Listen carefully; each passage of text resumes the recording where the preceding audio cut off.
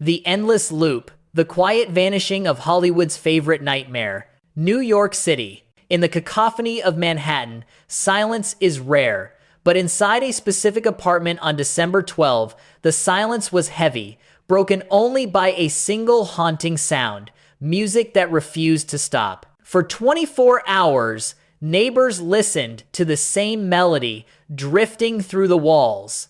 It was a loop that signaled something was wrong. When authorities finally breached the door to conduct a wellness check, they didn't find a crime scene in the traditional sense. They found the final, lonely frame of a man who had spent 3 decades terrifying us on screen. Peter Greene is dead. The man who immortalized the line, "Zed's dead, baby," has now fulfilled his own dark prophecy. But the circumstances of his departure leave us with a lingering chill. 1. The man with the cold eyes. To the public, Greene was not a man. He was a feeling. He was the cold shiver down your spine in Pulp Fiction as the sadistic security guard, Zed. He was the charmingly demonic Dorian Tyrell in The Mask. He was the chain-smoking fence in The Usual Suspects. He made a career out of playing men who lived on the razor's edge of sanity, but those who looked deeper saw that his performances weren't just acting, they were channeling. In the indie masterpiece Clean Shaven, Greene peeled back the skin of a villain to play a man suffering from schizophrenia, a performance so raw it felt like an intrusion on a private breakdown. He possessed a face that looked like it had been carved out of granite and bad memories. But behind the villainous sneer, who was he really? 2. The 24-hour symphony. The timeline of his death adds a layer of noir mystery to his final act.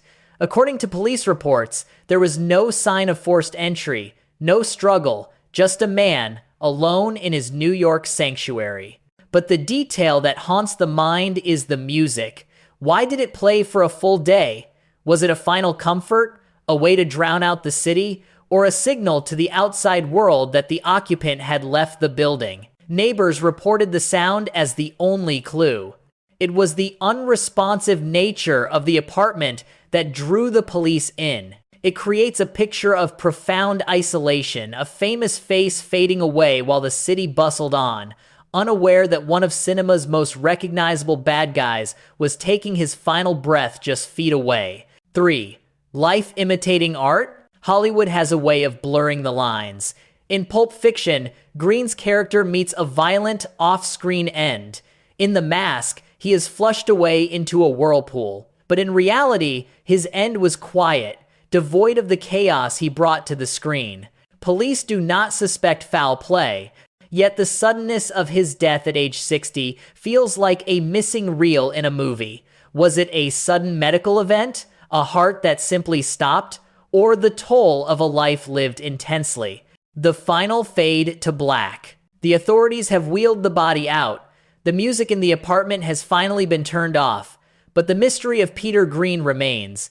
He was the villain we loved to fear, the character actor who could steal a scene without saying a word. Now, he has exited the stage in a manner fitting of his enigmatic career, leaving us with questions, a haunting atmosphere, and the realization that this time, the credits have truly rolled.